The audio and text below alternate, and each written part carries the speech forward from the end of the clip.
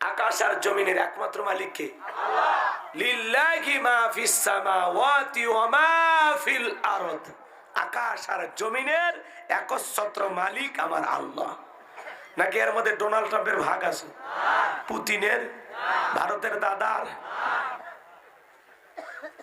আল্লাহর ক্ষমতার মধ্যে কারো অংশীদারিত্ব নাই, কারো ভাগ নাই। কথা কয় না? আল্লাহর চাইতে বড় ক্ষমতাধর কেউ নাই। আকাশেও নাই, জমিনেও নাই, আজও নাই, কালও নাই, ভবিষ্যতেও নাই, কোনদিন কেউ হতেও পারবে না। আমরা সেই আল্লাহর গোলাম যার হাতে সকল ক্ষমতার চাবিকাঠি। যারা বলে ক্ষমতার উৎস জনগণ, ওরা পাম দিয়ে ফুলে। কথা কয় না? ক্ষমতার উৎস কে? জোরে বলেন, ক্ষমতার উৎস কে? এগুলো বিশ্বাস করবেন না। সকল ক্ষমতার মালিক একমাত্র আল্লাহ।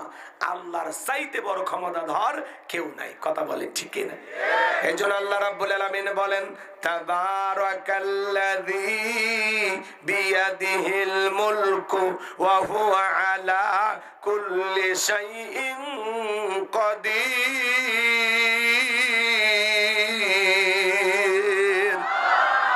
আমার আল্লাহ রাব্বুল আলামিন বলেন, মহামান্বিত সেই সত্তা যার হাতে সর্বময় কর্তৃত্ব, রাজত্ব পাওয়ার ক্ষমতা, সকল ক্ষমতার একমাত্র মালিক আমার আল্লাহ।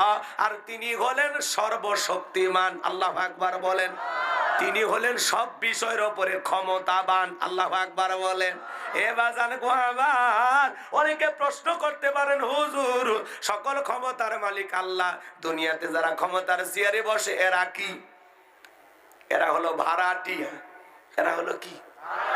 আপনাদের এলাকায় একটা ছেলে রায়গঞ্জ থেকে ঢাকায় গিয়ে চাকরি করে, একটা বাসা যদি ভাড়া নিয়ে থাকে, ওর পরিচয় হলো ভাড়াটিয়া।